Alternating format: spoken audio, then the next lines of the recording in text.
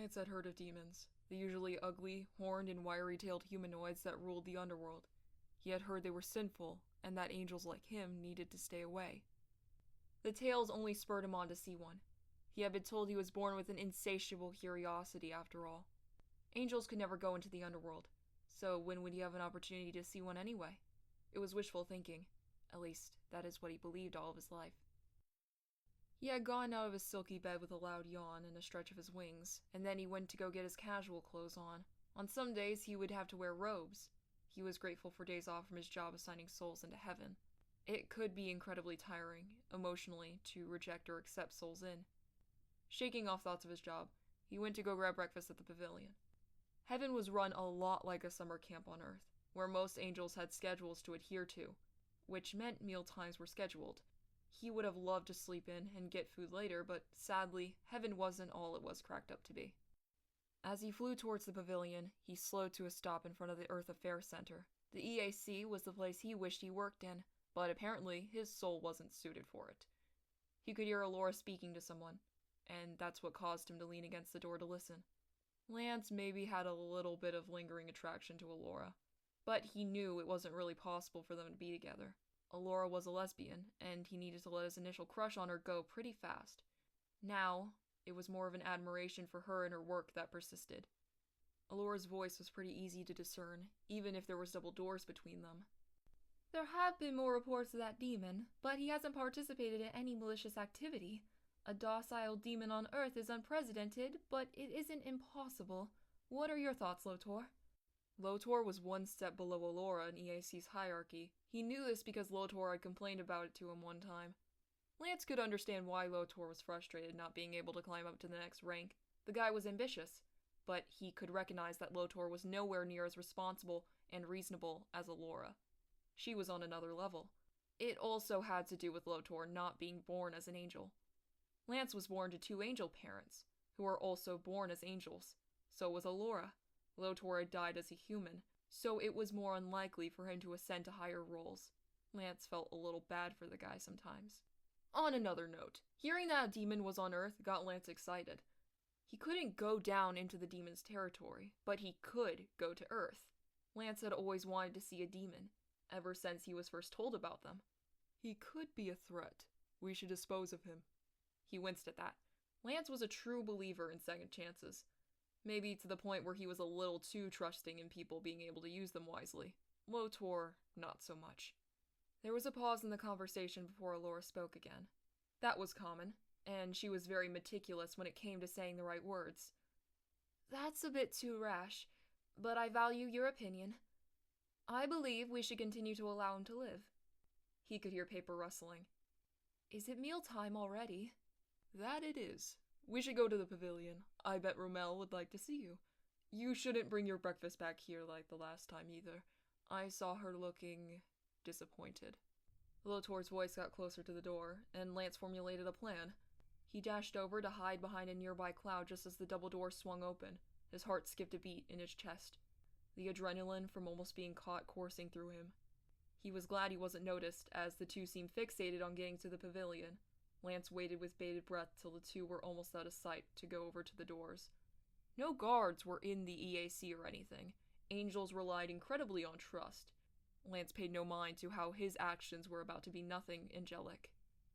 The door to the immediate left inside the EAC was the head's office, Alora's. He darted for it, since he wasn't sure if anyone would still be hanging out in here despite the mealtime. After all, Alora had skipped or taken food here quite a few times.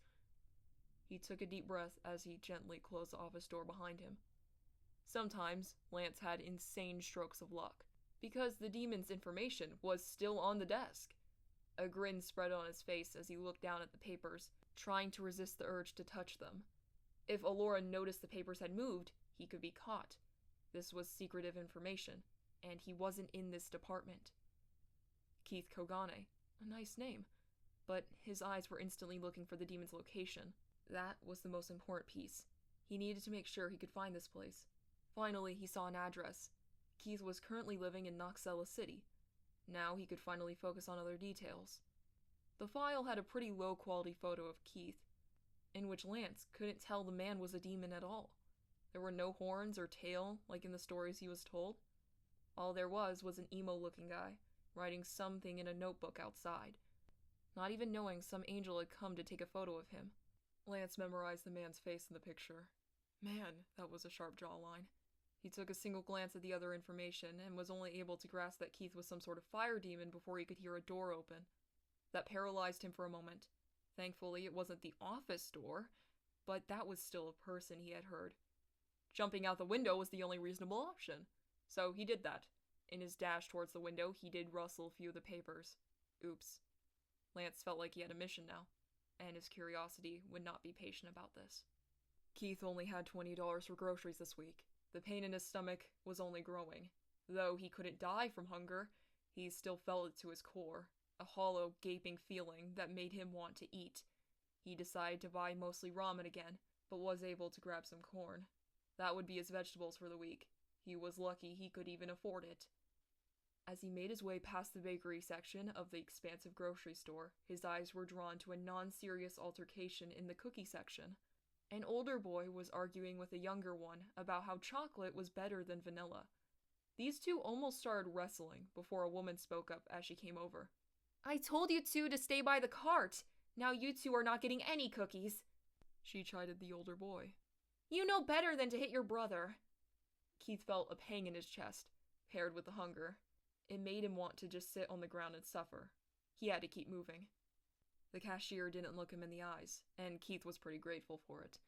He probably didn't look the best. 2 years on Earth, and he still hadn't bought a hairbrush. A year ago, he didn't even know they existed. Then a half-human, half-demon who had been born on Earth told him about it. Still, he couldn't shell out cash for such a thing. Food and shelter. That was the priority for his overall survival. He headed out of the store with 2 grocery bags in hand, now going towards his apartment. It started to drizzle with rain, which annoyed the fuck out of him. At least the corn was packaged. It wouldn't be ruined. He was aware of how drenched he would likely become if he stayed outside, so his pace quickened. He couldn't tell what it was at first, but he felt like his senses were suddenly dulled. It was a light feeling almost, like he was floating, but he knew his feet were still on the ground. This wasn't exactly a normal sensation, so he stopped in his tracks to assess what was happening. He hadn't felt this way since he was sketching a statue in a notebook months ago. Pidge, his only friend on Earth, had told him that feeling was common when coming in contact with an angel. It was likely an angel was around that day, and he had just thought he was lightheaded from hunger.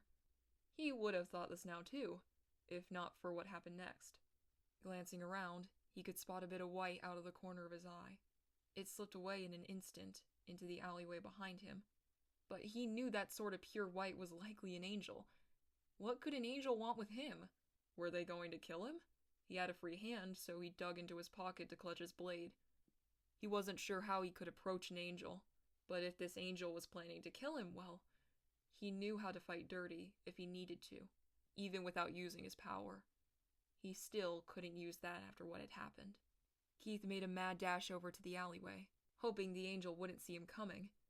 The angel was in the alleyway as predicted, and Keith surged forward. The other man was large. He had to be with those damn wings after all. But Keith had fought plenty of other demons with larger bodies. He pinned the angel against the wall, his body thinking faster than his mind as he put the blade up to the angel's neck. When his mind caught up, he realized the angel was fucking gorgeous. Of course! Angels were wildly attractive. He should have known. The man's brown hair was so soft-looking, and the blue eyes had looked like he could almost drown in them. They were so deep. The angel looked shocked, and then started chirping? What the fuck? Keith even knew what species this angel sounded like. A house sparrow. He was a little into overworld animals. Okay, man, can you speak English?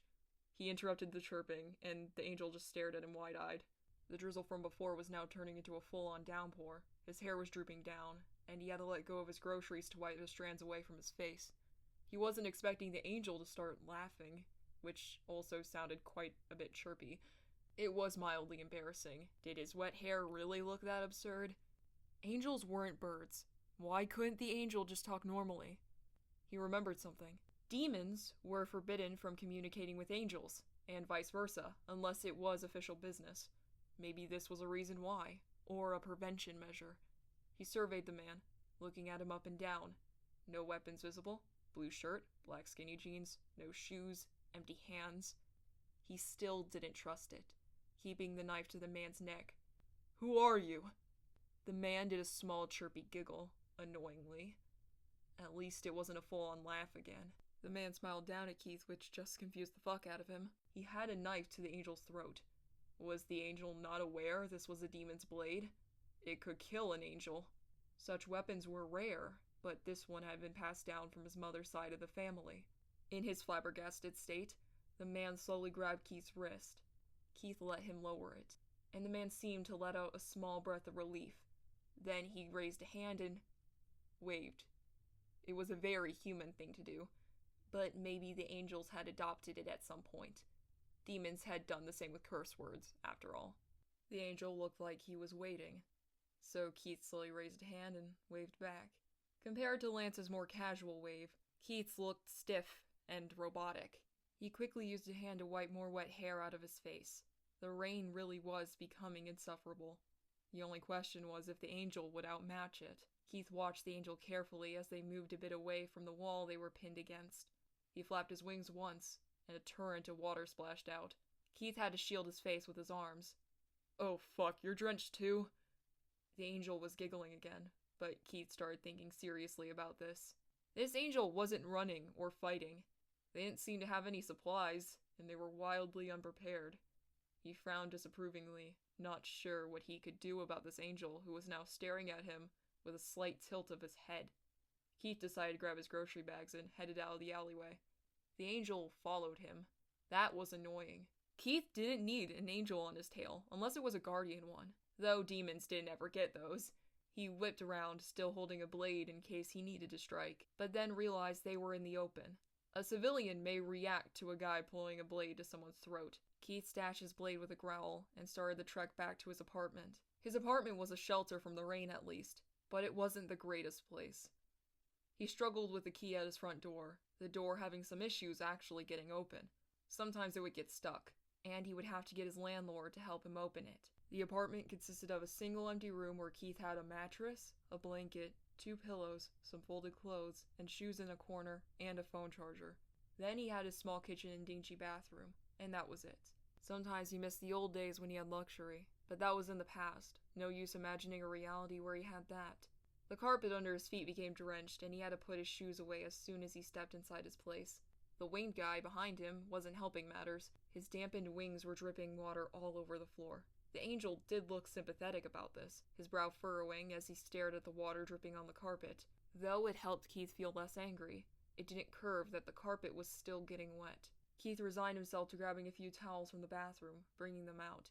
One was on his head, and he rubbed stubbornly to try to get his hair to at least a mildly damp state. The angel perked up and smiled, grabbing a towel and putting it on the floor, pressing it down to try to soak up some of the water. That wouldn't do.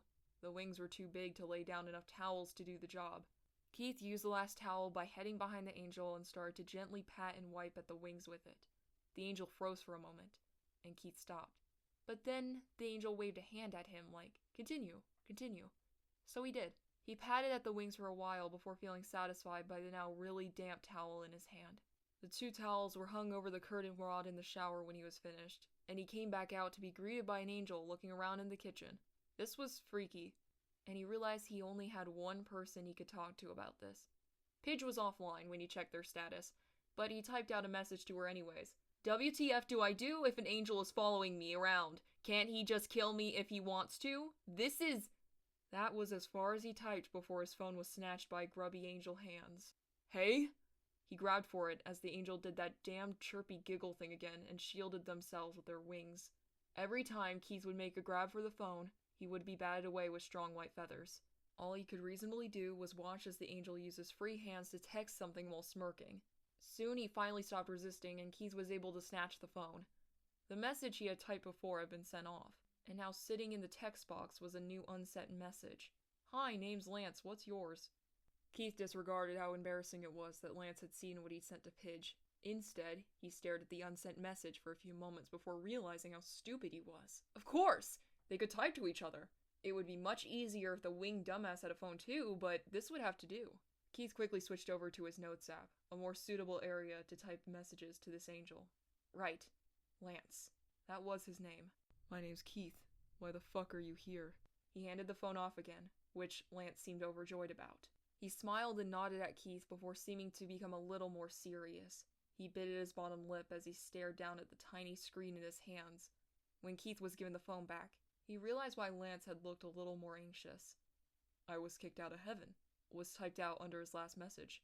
That could explain why Lance didn't have any supplies or seemingly any job, though it didn't explain why he would gravitate towards a demon when he was defenseless like that. That part of the equation didn't make much sense to Keith. He never knew that angels could get kicked out of heaven either, and still retain their white, fluffy as fuck wings. How can I help you? Why are you following me? Keith thought for a moment before typing out one last question. What are you going to do? He stared at his phone after that, not sure if he could ask anything else. He had an insane amount of questions when it came to angels, but prodding at it wasn't really his style.